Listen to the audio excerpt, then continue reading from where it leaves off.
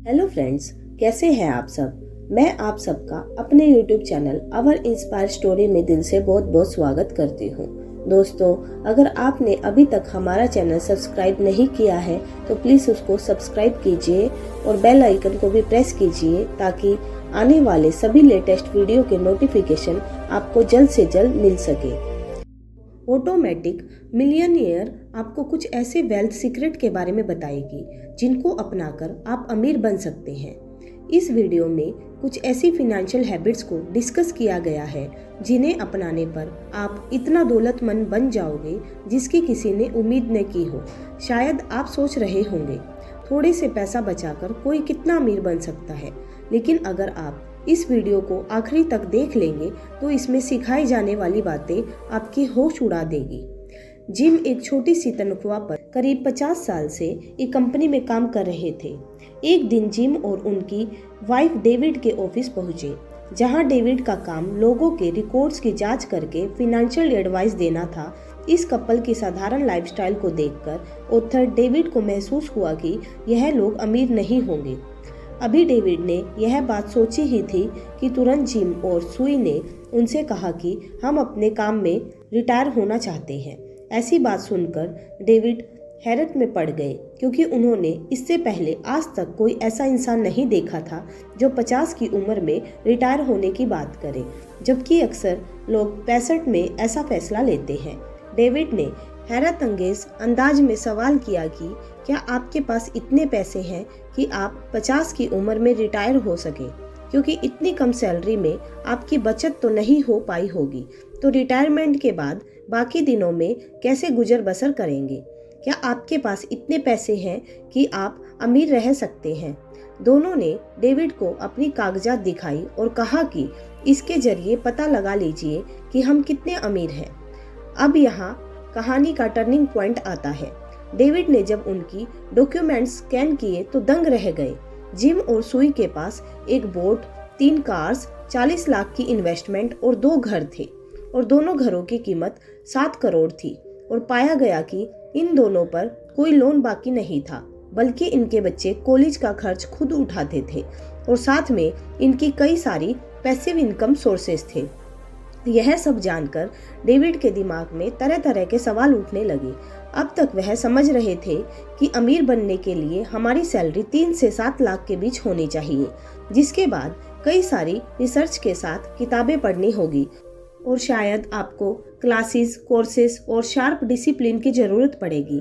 यहाँ तक कि मुझे लगा था कि करोड़पति बनने के लिए नौकरी छोड़नी पड़ती है, लेकिन जिम और सुई ने अमीर बनने का ऐसा सीक्रेट शेयर किया जो आपकी सोच से बिल्कुल अलग था। उन्होंने कहा, अमीर बनने के कई सारे रास्ते हैं, उनमें से 2 रास्ते सबसे ज़्यादा पॉपुलर है, लॉटरी और फैंटेसी गेम। खेलो और एक दिन अमीर बन जाओ। दूसरा, अगर आपको जायदाद में दौलत मिली है तो आप अमीर हो सकते हो, लेकिन जिम ने कहा कि हमारे केस में दोनों शामिल नहीं थे। हमारे हाथ जायदाद की दौलत तो नहीं लगी, लेकिन हमारे बुजुर्गों ने हमें जायदाद बनाने की फिनेंशियल नॉलेज शेयर कर दी थी, और अमीर बनने के ऐसे सीक्रेट्स, साधारण और स्थिर तरीके बताए जिनकी वजह से हम 52 की उम्र में रिटायर होने के लिए तैयार हैं। लेकिन अक्सर लोग इस बारे में सीखते नहीं, जिसके कारण उनको बुढ़ापे में पैसा कमाने के लिए स्ट्रगल करना पड़ता है। आज आप इस किताब के जरिए दी ऑटोमेटिक मिलियनियर से 7 ऐसे नियम और तरीकों के बारे में जानेंगे जिसकी मदद से कम सैलरी होने के बावजूद आप करोड़पति बन सकते हैं। इस किताब को डेविड एल बेच के द्वारा लिखा गया है, जो एक American financial author, television personality, motivational speaker, entrepreneur और finishRich.com के फाउंडर है, जो आज आपको फिनेंशियली एजुकेट करेंगे। Rule number 1, the parents advice. एक दिन डेविड ने कॉलेज में एक महंगी कार आती हुई देखी। वो कार ठीक उनके सामने रुकी, जिसमें से एक लड़का बाहर निकला। वो लड़का महंगे कपड़ों, मोबाइल और गाड़ी से अमीर दिख रहा था, लेकिन जब उसकी फिनेंशियल रिपोर्ट डेविड के हाथ लगी तो पता चला कि वो अंदर से कंगाल था। उसने सारी चीजें लोन पर ले रखी थी और बस शो ऑफ की जिंदगी काट रहा था। फिर डेविड ने जिम से पूछा, क्या आप बता सकते हैं कि आप ऐसी दुनिया में रहकर पैसे कैसे सेव करते थे। जिम ने कहा, हमारे पेरेंट्स ने हमारी शादी 24 की एज में करवा दी थी, जिसके बाद हमें जिम्मेदारियों की कीमत का पता चला। फिर उन्होंने कहा कि जिंदगी के जीने के 2 तरीके हैं, पहला कम खर्चे और स्ट्रगल, और दूसरा काम, सेविंग्स और एंजॉयमेंट। अगर आप दूसरा तरीका चुनते हैं तो आपको फिनांस की छोटी छोटी आदतें अपनानी होगी। कमाई का 10% सेव करने पर आप करोड़पति बन सकते हैं।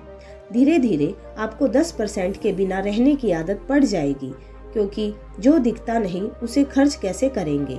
Rule number 2, the parent strategy. David ने दोनों कपल से पूछा कि अपने 2 घर कैसे खरीदे और इतनी जल्दी लोन कैसे चुका दी। जिम ने जवाब में कहा कि हमारे पेरेंट्स ने हमें एक ट्रिक सिखाई थी। वो कहते थे कि अगर आपने लोन ले रखा है तो उसकी किस्त महीने में एक बार मत दीजिए, बल्कि उसे 2 हफ्तों में आधी आधी करके दीजिए। अगर आपने ऐसा शुरू किया तो साल के अंत में आपको पता भी नहीं लगेगा कि कब आपने एक्स्ट्रा पेमेंट कर दी। Rule number 3, the saving strategy. कई लोग ऐसा मानते हैं कि अमीर बनने के लिए ज़्यादा से ज़्यादा इनकम सोर्सेज होने चाहिए, लेकिन यह बात पूरी हद तक सही नहीं है। अगर ऐसा होता है तो कई लोग लाखों का महीना कमाते हैं, लेकिन उनमें से 99% लोग करोड़पति नहीं बन पाए। आखिर क्यों? क्योंकि जितनी ज़्यादा कमाई होती है उनके खर्चे भी उतने ज़्यादा होने लगते हैं। तो फिर सवाल है कि करोड़पति बनने का सही तरीका क्या है। डेविड अपनी किताब द ऑटोमेटिक मिलियनियर में लिखते हैं कि अगर आप अपनी कमाई का 10% सेव करना शुरू करेंगे तो रिटायरमेंट तक आप करोड़पति बन सकते हैं। और यह कोई हवाई बात नहीं, बल्कि एक प्रैक्टिकल रास्ता है। सबसे पहले आप नोट करें कि क्या आपके पैसे गैर जरूरी चीज़ों पर पैसे खर्च हो रहे हैं। जैसे जिम को सिगरेट पीने की बुरी आदत थी, जिसकी एक डिब्बे की कीमत करीब 180 रुपये होगी। अगर 30 से मल्टीप्लाई किया जाए तो महीने के 5400 रुपये बनते थे। जिम के इस कैलकुलेशन के बाद उसने हर गैर जरूरी चीज़ों पर लगाम लगाया जो उन्हें रिटर्न में कुछ नहीं देती थी। इस तरह आप देखें कि क्या आपके पैसे cigarette, soft drink, fast food, memberships और इंटरनेट प्लान्स में खर्च हो रहे हैं। अगर हो रहे हैं तो देखें कि क्या आपके लिए यह सबसे जरूरी काम है। क्या आप इनके बिना जिंदा नहीं रह सकते हैं? क्या आपके पास इन सब के लिए दूसरा रास्ता नहीं है? शायद आपको लगता होगा कि इतनी छोटी सी सेविंग से क्या फर्क पड़ेगा, तो डेविड ने इसका जवाब लेटे फैक्टर के जरिए दिया है। रूल नंबर 4, द लेटे फैक्टर। एक सेमिनार में डेविड लोगों को फिनेंशियल नॉलेज शेयर कर रहे थे। तभी वहाँ पर एक लेडी आती है। वह कहने लगती है, आपका ज्ञान हमारे प्रैक्टिकल लाइफ में किसी काम का नहीं है, क्योंकि मेरा गुजारा तो बहुत मुश्किल से होता है। हाल ऐसा है कि महीने में $5 भी सेव नहीं हो पाती। अब डेविड ने उनके खर्चों को एनालाइज किया तो मालूम हुआ वह लेडी ऑफिस वर्क से पहले स्टारबक में कॉफ़ी पीती थी और शिफ्ट खत्म होते तक उसकी टोटल खर्चे $10 तक पहुंच जाती थी। डेविड ने उस लेडी से पूछा, क्या आपको पता है कि अगर आप पूरे दिन के खर्चे का 50% सेव कर ले तो यह पैसे रिटायरमेंट तक कितने हो जाएंगे? लेडी ने कहा, शायद 70 से 80 हजार $। लेकिन डेविड ने हिसाब लगाने के बाद ऐसा नंबर बताया जिसे सुनने के बाद लोगों के होश उड़ गए। डेविड ने बोला, अभी आप 23 साल की है। मान लीजिए कि अगर आप हर दिन $5 बचाती है तो महीने के $150 होंगे और साल के $2000। अब ऐसा मान लीजिए कि आप इस रकम को सालाना 10% रिटर्न्स के साथ इन्वेस्ट करते हैं, तो यह रकम आपके रिटायरमेंट तक $1.2 मिलियन में बदल जाएगी। यानी 65 साल की उम्र में आपके पास 9 करोड़ रुपए होंगे। क्या आपने कभी सोचा होगा कि मामूली समझे जाने वाली छोटी सी इन्वेस्टिंग आपके साथ साथ पूरे परिवार की भी जिंदगी बदल कर रख देगी? डेविड ने सेविंग के इस मॉडल को लट्टे फैक्टर कहा है। Rule number 5, automate investment. मान लीजिए कि आप लट्टे फैक्टर के इस्तेमाल से 10% सेव करना चाहते हैं, लेकिन हमारी जिंदगी एड्स, एंटरटेनमेंट और काम से घिरी पड़ी है कि न तो वक्त मिलता है न खर्च सकते हैं। तो इसमें पैसे सेव करने का रहस्य क्या है? जिम ने कहा, सैलरी मिलने के बाद हम सबसे पहले अपने आप को पैसे देते थे। उसके बाद बिल, फीस और रेंट देते। यह 10% और 15% जो हम सेव करते रहे उन्हें ऐसी जगह रखते थे जो दिखाई ही नहीं देती है। और वह कैसे?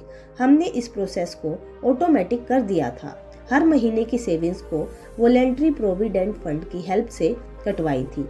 यह SIP यानी सिस्टमेटिक इन्वेस्टमेंट प्लान की तरह होता है, जिसमें हर महीने एक फिक्स्ड मनी डिपॉजिट होती रहती है। इसके साथ हमने म्यूचुअल फंड, इंडेक्स फंड और पेंशन फंड की मदद से पैसों को ऑटोमेट मोड पर डाल दिया। उस जमाने में ऐसा करना थोड़ा मुश्किल प्रोसेस था, लेकिन आजकल तो ये ऐसा करना आसान है, बल्कि घर बैठे बैठे ऐसा किया जा सकता है। मोबाइल पर कई सारे सॉफ्टवेयर आते हैं, तो आप इसकी शुरुआत आज से ही शुरू कर सकते हैं। एक आम आदमी के जिंदगी की एनालिसिस करते हैं। सुबह उठकर ऑफिस जाते हैं, कैसे जाते हैं यह भी जरूरी है, आखिर उसके लिए भी पैसे लगते हैं। मान लेते हैं कि आप अपनी गाड़ी से ऑफिस जाते हैं और आपके पेट्रोल का करीब 100 रुपये बनता है। थोड़ी देर काम करते हैं, फिर लंच के बाद सिगरेट की तलब होती है। मान लेते हैं कि आपके सिगरेट, चाय, नाश्ते में करीब 278 रुपये खर्च हुए। पूरे महीने का 8,640 रुपये, साल का 1 लाख के करीब और 10 साल का हुआ 10 लाख के करीब। अगर आप चाहे तो इसमें से गैर जरूरी काम को रोककर कितने सारे पैसे बचा सकते हैं, जैसे सिगरेट, एक्स्ट्रा चाय का कप। और फिर ऑफिस जाने के लिए आप कार शेयरिंग और पूलिंग कर सकते हैं। ऐसे काम से खर्चे कम हो जाएंगे। Rule number 6, don't run for budget. Author David आपको बजट करने से मना करते हैं। वह लिखते हैं कि पहली बात, बजट करना बहुत मुश्किल काम है, क्योंकि इसमें आप अपने खर्चे का एक लिमिटेशन सेट करते हैं और आप किसी कीमत पर इस लिमिट को क्रॉस करना पसंद नहीं करेंगे। लेकिन मान लीजिए आप कहीं बाहर गए और आपका कुछ खाने का बहुत मन कर गया, या फिर कोई चीज खरीदने का। इस कंडीशन में आप चाहे तो अपने मन को मारकर घर चले जाएंगे, या फिर कहेंगे कि आज खा लेते हैं और खरीद लेते हैं, बाकी अगले दिन मैनेज कर लेंगे। लेकिन हिसाब के बाद ऐसा सिलसिला चलता रहेगा और आखिर में एक ऐसा मोड़ आएगा जहां आप हिम्मत हार देंगे और बजटिंग करना बंद हो जाएगा। इसलिए डेविड के मुताबिक आपको ऑटोमेशन का रास्ता चुनना चाहिए, जिसके लिए आपको SIP, PPF, म्यूचुअल फंड या फिर शेयर मार्केट की मदद लेनी होगी। Rule number 7, don't run for budget. Emergency fund. अभी आपने जो सुना समझा वह यह बताता है कि बचत कीजिए। सबसे पहले अपने आप को पे कीजिए, सेविंग और इन्वेस्टमेंट को ऑटोमेट कीजिए। अब मान लीजिए कि खुदा न खास्ता आपके साथ कोई इमरजेंसी पेश आ जाती है, तो क्या आपके पास इतने पैसे हैं कि जिसे आप किसी इमरजेंसी टाइम को हैंडल कर सके? क्या आप इस घमंड में तो नहीं है कि आपको कुछ नहीं हो सकता? चलो इस बात को भी सच मान लेते हैं, लेकिन इसकी क्या गारंटी है कि आपके परिवार वालों के साथ कोई मुसीबत नहीं आ सकती? या अगर आपको लगता है कि मैं तो अपने काम में बहुत अच्छा हूँ तो कंपनी मुझे नहीं निकालेगी, लेकिन इसकी भी गारंटी नहीं ली जा सकती। वह कंपनी लॉस में नहीं जा सकती और क्या वह बंद नहीं पड़ सकती, बल्कि पेंडेमिक के बाद आप ऐसा नहीं कह सकते हैं। इसलिए सेविंग्स करने की फिनेंशियल हैबिट हर तरह से आपके फायदे के लिए होगा। इमरजेंसी के वक्त यह आपको हिम्मत देगी और साथ इसके जरिए आप किसी गरीब की मदद कर सकते हैं। तो शुरुआत आज से करें। कंक्लूजन, अब तक आप समझ गए होंगे कि आपकी जितनी कमाई होती है उसका 10 से 15% सेव करना चाहिए, जिसके लिए ऑटोमेशन का इस्तेमाल किया जा सकता है। अपनी सभी इन्वेस्टमेंट प्लान को और फंड मैनेजर को अच्छी तरह से जांच करें, बजटिंग करने पर ध्यान न दें और इमरजेंसी फंड पर काम करें। और बाकी की टेक्निकल टर्म्स को सीखने के लिए आप इस किताब को जरूर पूरा पढ़ें। यह फिनेंशियल नॉलेज आपके साथ साथ आपके पूरे पीढ़ी को भी काम आएगी। तो दोस्तों, आज की वीडियो में बताए गए 7 की पॉइंट्स को कमेंट में मेंशन करें, ताकि यह नॉलेज आपकी मेमोरी में स्टोर हो जाए। तो दोस्तों, आज का वीडियो आपको कैसा लगा ये भी आप हमें कमेंट करके बताइएगा। तो चलिए मिलते हैं अपनी नेक्स्ट वीडियो में। तब तक के लिए बाय एंड टेक केयर।